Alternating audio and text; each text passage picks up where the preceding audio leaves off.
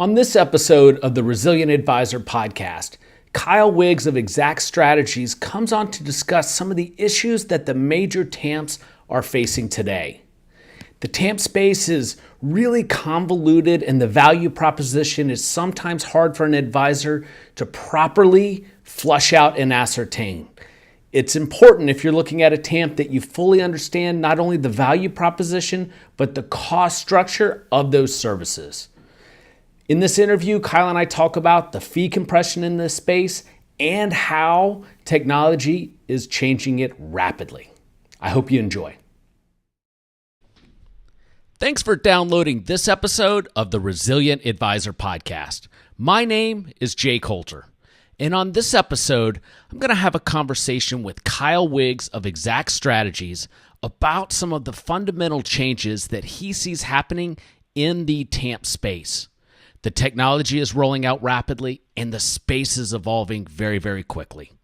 Kyle's been on the podcast in the past to share his thoughts on the industry, and Kyle, it's great to have you back on again. Jay, thanks for having me. It's good to talk with you again. All right, so the first question, I've done 3 or 4 podcasts now on TAMPs, but I think it's important for listeners who haven't listened to any of the older podcasts on TAMPs, if you could just give a TAMP 101 on exactly what a TAMP is, and then we'll get into the meaty content. Yeah, absolutely. So TAMPs are defined as turnkey asset management platforms. So predominantly they're utilized within the independent broker-dealer space, as well as a little bit in the RIA channel. And really it's this idea of consolidation using a singular platform where an advisor can go to access various money managers and technologies, as well as reporting systems for their individual businesses. And ideally, but what we're finding is advisors that are leaving the wirehouses are using these TAMPs to replicate what they had when they were with the mothership, correct? Yeah, that's exactly right. So they've got all that infrastructure at the wirehouse, and they find sort of themselves a little bit on an island, right, when they go independent. And the TAMPs have historically, I think, really served that purpose for those folks. Okay. And now the industry is changing fairly rapidly. What are the flaws that you see today in the traditional TAMPs?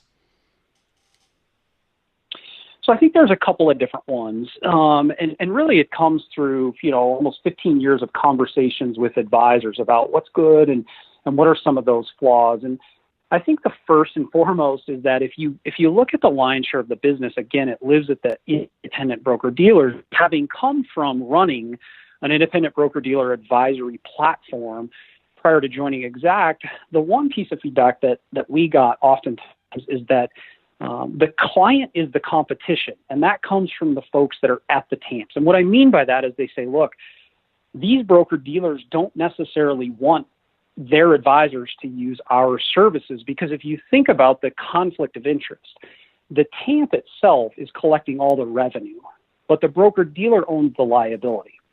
So that's one of the challenges from the broker-dealer's perspective. Mm-hmm. From the advisor's perspective, the feedback I've heard is, so I'm sitting down and I'm meeting with a client, and let's say I'm with broker-dealer X, but I'm using one of the larger TAMPs. And the advisor has to explain to that client, okay, I'm with, let's just say, Commonwealth, and I clear through National Financial Services, but I'm using one of the TAMPs, and within the TAMP, I'm using one of their third parties. And the client looks at them and says, so, but I thought that's what you did.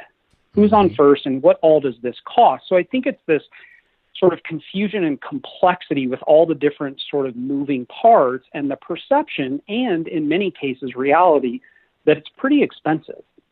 I would say to begin, those are some of the largest sort of flaws from the advisor's perspective and the broker-dealer perspective that we see.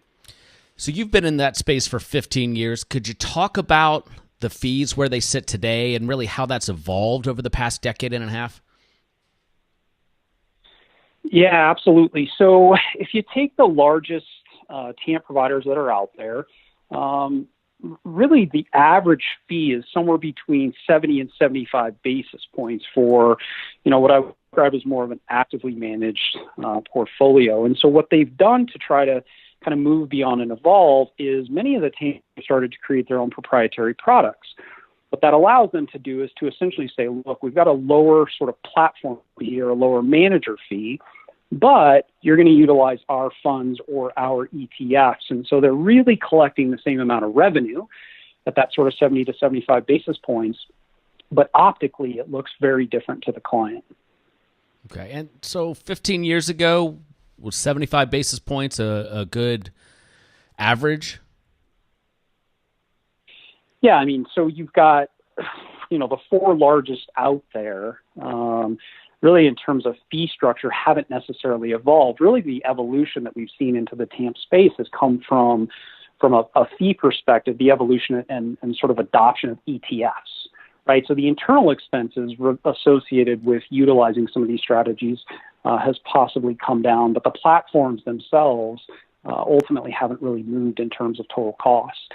Interesting. With all the fee compression in the industry everywhere, it hasn't really hit the TAMP space just from the optical perspective of where they're collecting the fees from now. Is that correct? Correct.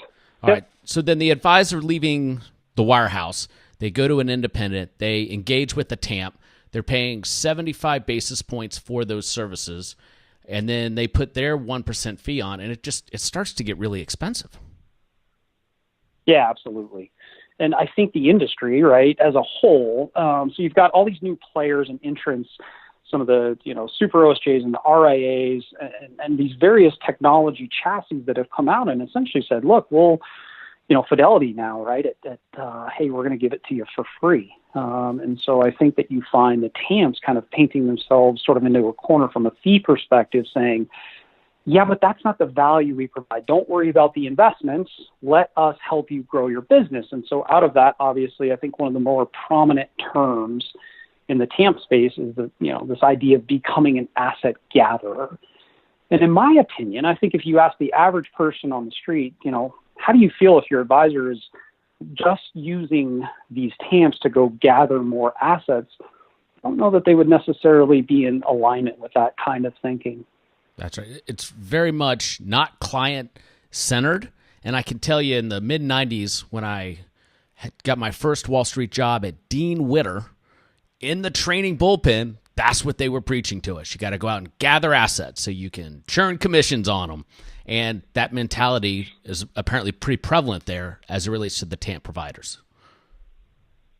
Yeah, you're spot on. And I think if you relate it to, sometimes we get wrapped up in our industry. And if we just step outside of financial services for a second, think about other experiences that you or I have, maybe say when we go to a doctor, right? You don't want to feel like you're being rushed through so that they can just get to and see more patients.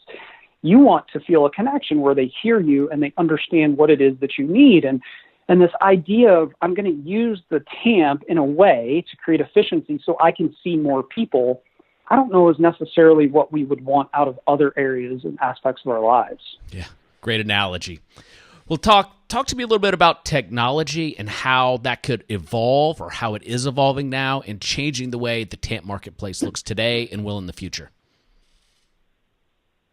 Yeah, so I think one of the emerging themes and ideas in the TAMP space is this idea of technology as kind of an outsourced chief investment officer. We're really seeing more and more of that. And the beauty of that is that, one, it's custodian agnostic, right? So you can plug into any one of the major custodians as opposed to sort of hitching your wagon to one in particular.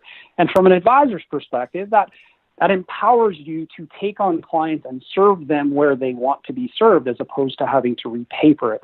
The other thing that the technology of an outsourced chief investment officer does is it says, look, let us help you build your brand as opposed to building ours, right? So go back to where we started the conversation. Instead of engaging the client or a prospect and explaining who all the various players and components are of solving for that client need, I can now pull these technology resources into my business, serve a multitude of clients at all the different custodians, and I can do it under sort of my brand. So the technology in some ways, Jay, becomes like the Intel inside, and I can configure and customize it in such a way that it actually meets the needs of the clients that I'm looking to serve.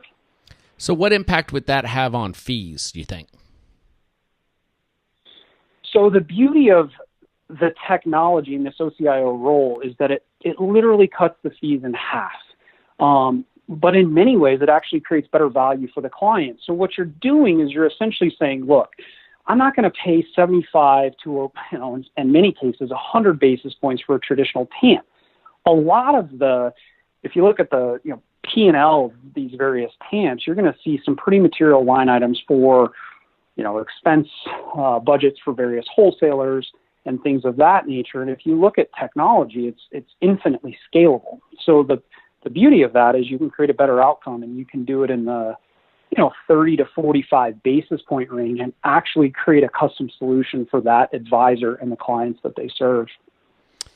And Exact Strategies is in the space. Tell us a little bit about your offering and how it's different from your competitors.